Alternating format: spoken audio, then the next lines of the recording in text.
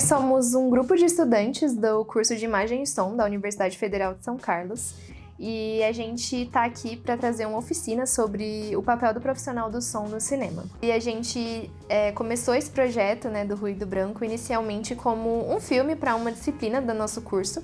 E a partir desse projeto, desse roteiro que a gente escreveu para essa disciplina, a gente resolveu fazer um projeto para a Lei Paulo Gustavo, que estava acontecendo em todo o Brasil e aqui em São Carlos também, que é uma lei de fomento à produção artística. Tem para várias áreas, né, da produção artística, e uma das áreas é a produção audiovisual. A gente resolveu inscrever o projeto e deu super certo, a gente foi aprovado e a gente conseguiu viabilizar o nosso projeto e gravar o nosso filme. E como forma de contrapartida, a gente resolveu criar uma oficina para levar um pouco, né, do audiovisual para onde a gente puder e falar da nossa área e falar também de formas de produção independente de audiovisual, né, de curtas-metragens. Eu vou falar um pouco agora da produção audiovisual, do processo de se fazer um filme como um todo, desde o começo até o fim. A gente geralmente divide o processo de fazer um filme em 3 etapas: a pré-produção, a produção, ou set de gravação, como a gente fala mais comumente, e a pós-produção. Cada uma dessas etapas tem processos específicos e profissionais específicos daquela área. Tem alguns profissionais que acompanham o processo como um todo e outros que vão trabalhar só ali numa etapa específica. A primeira etapa para produzir um filme é ter um roteiro. O roteiro ele tem várias etapas em si, mas uma etapa que é bem importante é a escrita do argumento. Então, antes de você escrever o roteiro, você vai escrever um argumento, que é um resumo do roteiro, vamos dizer assim. Você vai escrever todos os acontecimentos do seu filme do começo ao fim, mas ainda sem as falas, sem desenvolver tanto as ações. E aí, a partir desse argumento, você vai escrever o seu roteiro, que é um documento muito mais elaborado, que vai servir de guia para toda a equipe para a produção desse filme. Ainda na pré-produção, a equipe de direção, junto com a equipe de foto, vai desenvolver um storyboard, que é como se fosse uma história em quadrinho a partir daquele roteiro, né? Você vai fazer a decupagem daquele roteiro, você vai quebrar toda aquela história em vários planos, né? Porque o filme, ele é feito de vários planos. Então a gente tem planos abertos, planos fechados, pode ter movimentação de câmera, e tudo isso já vai estar descrito ali naquela decupagem. E a partir dessa decupagem tem esse storyboard para você ter uma visualização daquilo, para todo mundo da equipe conseguir visualizar melhor como que vão ser esses planos. A partir disso, depois que a produção, nessa fase de pré-produção, fizer a busca de locações e a gente estiver fechado onde a gente vai gravar o filme, a gente consegue fazer um photoboard, que é um documento com várias fotos desses planos e às vezes até com videozinhos dos movimentos de câmera, para que a equipe consiga treinar também, né, e ver como que vai ser a iluminação, a equipe de som vê onde vai se posicionar, a equipe de arte também consegue ver como vai montar o cenário, né, para priorizar ali as partes do cenário que vão aparecer em quadro. Então é muito importante que a gente defina essas locações, que é o local onde a gente grava, para que a gente consiga fazer esses testes, esse planejamento todo ainda na fase de pré-produção e ter uma organização o máximo possível para que no dia da gravação as coisas corram bem. Na pré-produção, a equipe de produção também costuma fazer um orçamento muito bem organizado.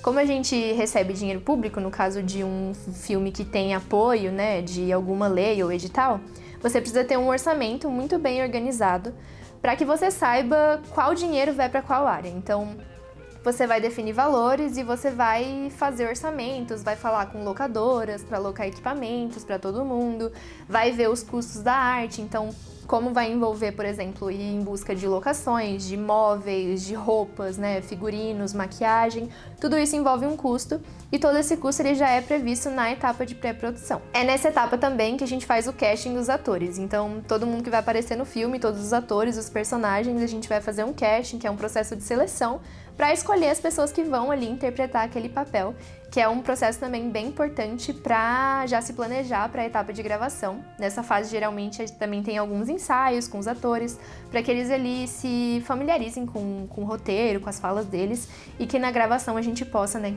que as coisas corram da melhor forma possível. É nessa etapa que a gente vai gravar todo o filme, do começo ao fim. E essa etapa, geralmente, ela leva alguns dias, né, que a gente chama de diárias de gravação. Pode parecer engraçado levar tantos dias para gravar um filme de 15 minutos, mas pra gente chegar nesse material final, a gente geralmente precisa de um material bruto de várias horas. Então a gente grava vários planos algumas vezes para conseguir um que deu certo. Nessa fase, as equipes vão ter bastante trabalho.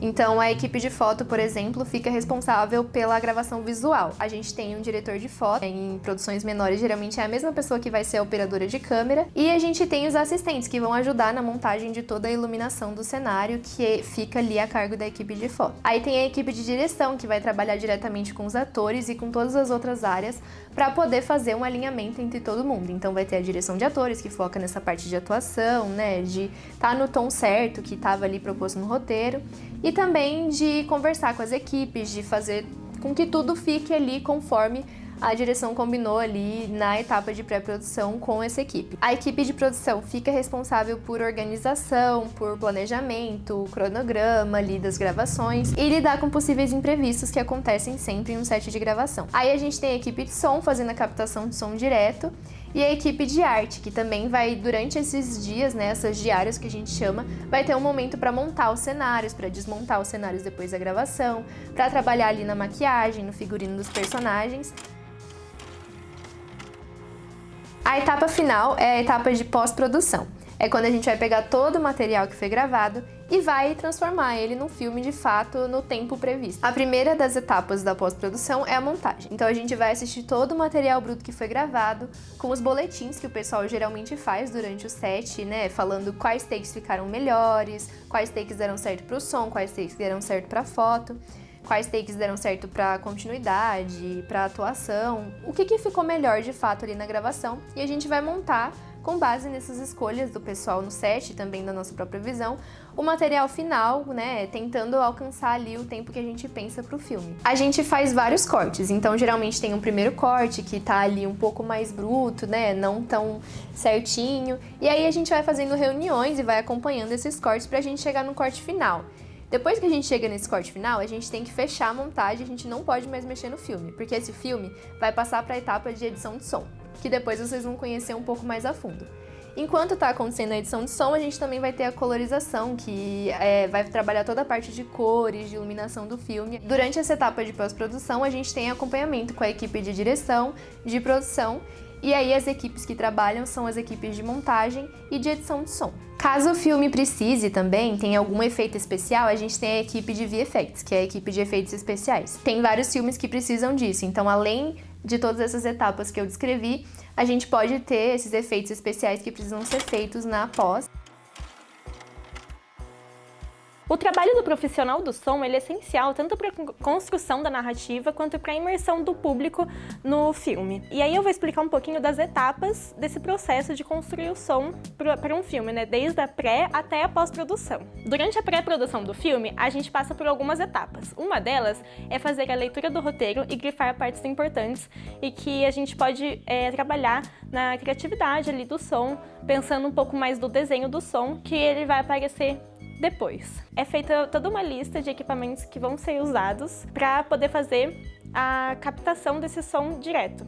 E aí muitas dessas vezes a gente vai usar equipamentos específicos que eu vou falar um pouco mais pra frente. Passando essa parte, quando as locações já estão começando a ser escolhidas para poder fazer a filmagem, a gente faz as visitas técnicas, que consiste em você ir em uma das locações escolhidas e ficar lá por um tempo, escutar os sons que aquele ambiente vão reproduzir para você conseguir se preparar para poder fazer uma captação no dia da produção do filme. E aí, geralmente, os técnicos de som vão até o local, ficam lá escutando, fazem anotações de quais ruídos aquele ambiente vai reproduzir, tenta ver o que é possível fazer dentro daquela locação, quantas mantas vão precisar serem usadas na locação, qual a melhor maneira de captar o som naquele ambiente. Até se alinham com a arte para cobrir o ambiente de plantas quando convém para a narrativa do filme, porque as plantas elas também são uma barreira muito interessante para poder fazer essa filtragem do som, né? Então tem várias maneiras de você filtrar esses sons externos que acabam entrando nas locações. E a visita técnica ela é importante para isso,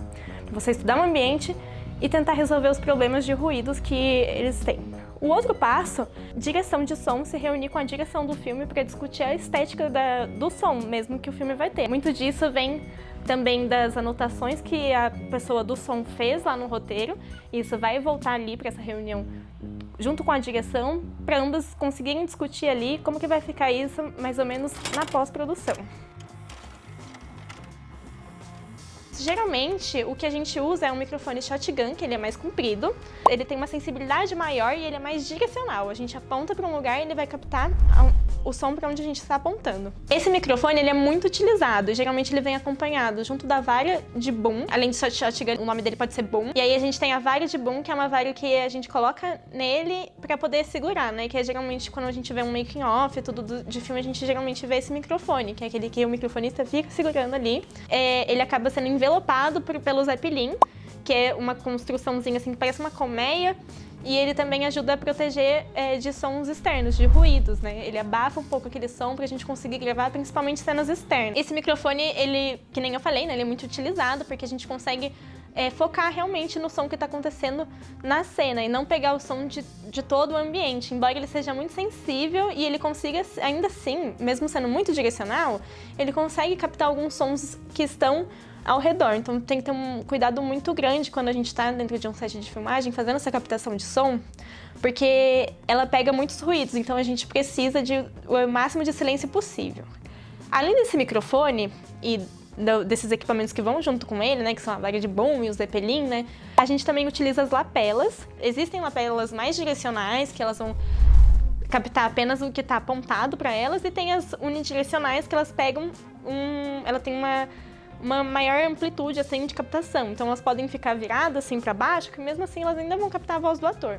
E essas são as mais usadas, porque geralmente o ator ele vai estar coberto por roupas diferentes, várias camadas de roupa, então a gente precisa de uma maior possibilidade ali de botar essa lapela sem ela aparecer, né? Ela tem que sempre estar escondida, diferente de captações de entrevista que não tem problema a lapela estar aparecendo. No cinema, a gente não deixa a lapela aparecer. Ela cumpre uma função muito importante, que é captar justamente esses diálogos. Ela tem uma maior captação de diálogo, ela está mais perto da boca do ator, geralmente, e aí ela vai fazer uma melhor captação ali de diálogo. Enquanto o microfone shotgun, ele vai fazer uma captação, além do diálogo, ele também capta muito bem as ações do personagem, né? Algumas movimentações ali na cena, ou geralmente, sei lá, eu pego algum objeto, coloco em uma mesa, não é garantido que vai captar na lapela, mas no shotgun ele capta, por isso que a gente faz essa captação com esses dois instrumentos, né? Além disso, a gente usa gravadores, que existem vários tipos de gravadores. Tem os hand, eles cabem ali na nossa mão e a gente controla por ali. E tem os fields, que eles são como se fossem uma pasta, eles são maiores, eles já são mais profissionais. Geralmente, são os usados em cinema de indústria mesmo ali, aquele cinema hollywoodiano, eles usam gravadores fields, que aí você tem um maior controle ali do som. A gente também utiliza mixer, enfim, tem vários tipos de equipamento que a gente acaba usando. Mas geralmente em produção independente a gente acaba utilizando mais esses gravadores hands, que são, além de mais baratos, eles também cumprem uma função legal ali, dá pra você utilizar vários canais de som e utilizar tanto a lapela quanto o shotgun. Além dessas questões que eu acabei de falar, dentro do set a gente também acaba fazendo outras coisas, que são os sons de cobertura. Quando em uma cena a gente não consegue captar exatamente o som que a gente quer ali, a gente vai para a parte de cobertura, que a gente sai um minutinho ali, a gente pega uns minutinhos e a gente vai reproduzir sons que a gente não conseguiu captar no momento. E aí isso são sons de cobertura. Nisso a gente também consegue fazer algumas ADRs no set, a gente pega o ator para ele fazer uma dublagem ali. Não é tão adequado, geralmente, o processo de dublagem e também dessa cobertura de sons a gente faz na pós-produção, mas quando a gente não consegue fazer isso na pós, quando não tem um orçamento adequado, um estúdio adequado, a gente acaba fazendo ali dentro da produção mesmo. Mas o mais adequado é você fazer isso na pós, mas tem como fazer, né, no set também. Na pós-produção de som, a gente recebe os arquivos da montagem, quando o corte já está finalizado, ele não vai mais mudar, a montagem ela já foi ali finalizada, geralmente está indo para cor, e aí vai para o som também. E por que a gente não pode usar esse material se a imagem não está finalizada? Porque senão a gente acaba desincronizando aquele som. A gente precisa ter o conteúdo já finalizado para poder sincronizar com o material do som. Senão, o filme vai se desincronizar e aí não vai ser legal. Então, tendo esse corte final, a gente vai para edição, a gente organiza as pistas de som da melhor forma possível, porque são muitos arquivos. A gente escolhe qual arquivo está melhor entre o shotgun e as lapelas e a gente começa a fazer uma edição ali dos diálogos. Além disso, a gente também faz o processo de Foleys, que acabam sendo dentro de estúdios específicos para isso, com vários materiais que a gente consegue construir sons do zero. É como se fosse aqueles sons de efeitos de banco, só que criados desde o zero mesmo. Existem profissionais que fazem isso, que são os artistas de Foley. Eles pegam objetos, água, tudo para reproduzir sons, que nem tem alguns filmes que tem artistas de Foley que eles utilizam o som da fritura para reproduzir um som de chuva. Então, às vezes, um som que não é exatamente de chuva, ele vai conseguir se camuflar ali e vai se tornar um som de chuva. E é bem interessante. Tem artistas que quebram uma melancia para simular a quebra de um crânio em filmes de terror. Então, tem várias maneiras de você pensar ali a criação desse som. E é toda uma arte bem à parte ali, que também tá dentro do som, né? Do som no cinema. E isso vai acontecendo em paralelo junto com a edição. Isso dentro da indústria. Quando você tem vários profissionais ali trabalhando, também temos aí a parte das dublagens ADRs. Quando é preciso fazer essas dublagens, a gente pega os atores, a gente leva pra dentro do estúdio também e realizam essas dublagens de cenas que não ficaram muito legais. Geralmente cenas que são feitas em locações externas. Tem muitos ruídos de moto, carro, e aí a gente não tem muito controle sobre isso. E aí é necessário fazer uma dublagem depois na pós-produção para poder ter um som limpo, um material limpo, para a gente conseguir editar em cima dele e ele ficar o melhor possível para o espectador. Porque uma parte do som é causar essa fluidez para o espectador não sair da narrativa. Passando a edição de som, a construção de foleys e a dublagem, a gente tem o desenho de som, que aí vão acabar sendo inseridos todos os efeitos necessários para aquele filme, os efeitos sonoros, trilha musical, e aí esses efeitos sonoros também acabam entrando dentro da parte de trilha sonora, né, que tem a construção dessa trilha sonora, a trilha musical, e fechando isso, a gente tem a parte de mixagem, que aí começa a trabalhar com os volumes desses sons. A mixagem, ela tem esse papel importante de deixar o som o melhor possível para poder transmitir para várias plataformas diversas, sendo YouTube, telas de cinema ou o celular. Ela vai tentar criar a melhor versão ali do som para poder passar por várias plataformas. Para o volume não tá uma diferença de volume. O diálogo de algum ator, ele tá um pouco mais alto do que determinado ator. Então, a mixagem ela vai fazer toda essa construção com os volumes e vai ajustar esses volumes e vai ajustar todos os efeitos,